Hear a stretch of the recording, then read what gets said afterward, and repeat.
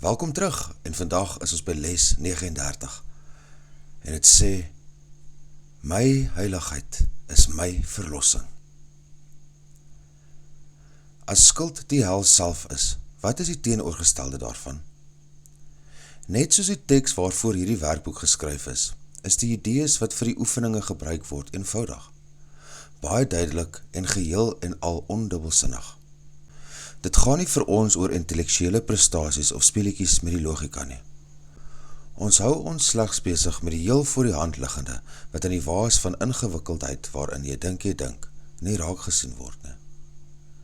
As skuld die hel is, wat is die teenoorgestelde daarvan?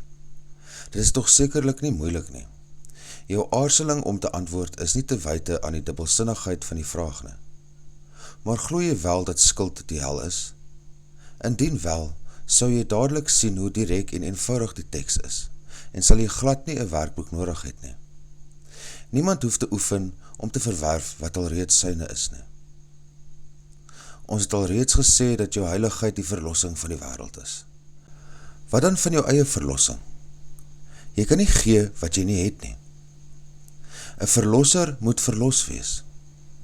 Hoe kan hy anders verlossing onderrig? Vandagse oefeninge geld vir jou, in die besef dat jou verlossing noodsaaklik vir die verlossing van die wêreld is. Wanneer jy die oefeninge op jou wêreld toepas, sal die hele wêreld baat vind.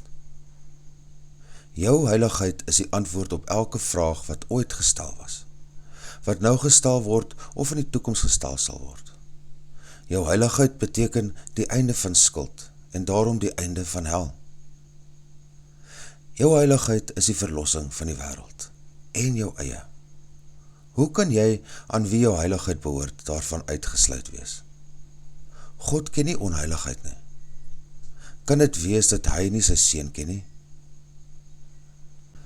'n Volle 5 minute vir die 4 langer oefenperiodes van vandag word aangeraai en langer en meer herhaaldelike oefensessies word aangemoedig.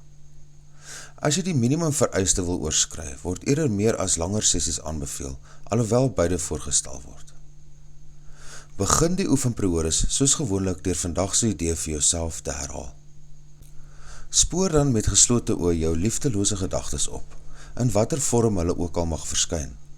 Ongemak, depressie, woede, vrees, bekommernis, aggressie, onsekerheid ensovoorts. Watter vorm hulle ook al aanneem, hulle is liefdeloos en daarom angswekkend.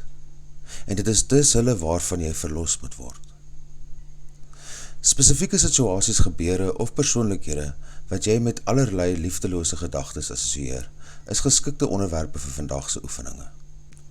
Dit is noodsaaklik vir jou verlossing dat jy hulle anders sien, en dit is jou seën oor hulle wat jou sal verlos en aan jou visie sal verskaf.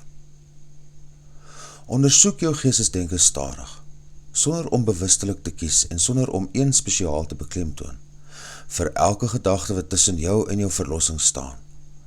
Pas die idee vir vandag op elkeen van hulle soos volg toe. My liefdelose gedagtes oor, vul in, hou my in die hel. My heiligheid is my verlossing. Jy mag hierdie oefenperiodes makliker vind as jy dit afwissel met verskeie kort oefenperiodes waar tydens jy bloot vandagse idee 'n paar keer stadig vir jouself herhaal. Jy mag dit ook nuttig vind om 'n paar kort tussenpauses in te sluit waar tydens jy net ontspan en skynbaar aan niks dink nie. Volgehou konsentrasie is aan die begin baie moeilik. Dit sal baie makliker word soos jou geestesdenke meer gedissiplineerd en minder verstrooid raak. Intussen behoort jy vry te voel om enige variasies tydens die oefenperiodes in te bring, wat ook al by jou ingang vind. Moet egter nie die idee self, soos jy die toepassingsmethode varieer, verander nie. Hoe jy ook al verkies om dit te gebruik, moet die idee so gestel word dat die betekenis daarvan 'n feit bly dat jou heiligheid jou verlossing is. Beëindig elke oefenperiode deur weer eens die idee in sy oorspronklike vorm te herhaal en daaraan toe te voeg. As skuld hel is, wat is die teenoorgestelde daarvan? Tydens die korter toepassings wat indien moontlik 3 of 4 keer 'n uur gedoen moet word, kan jy jouself hierdie vraag stel, vandag se idee herhaal en liefs beide doen. As versoekings ontstaan, is die volgende 'n besondere nuttige vorm van die idee. My heiligheid is my verlossing hiervan. Dankie dat jy hier is. Onthou om die les te oefen. Vergewe, sien anders.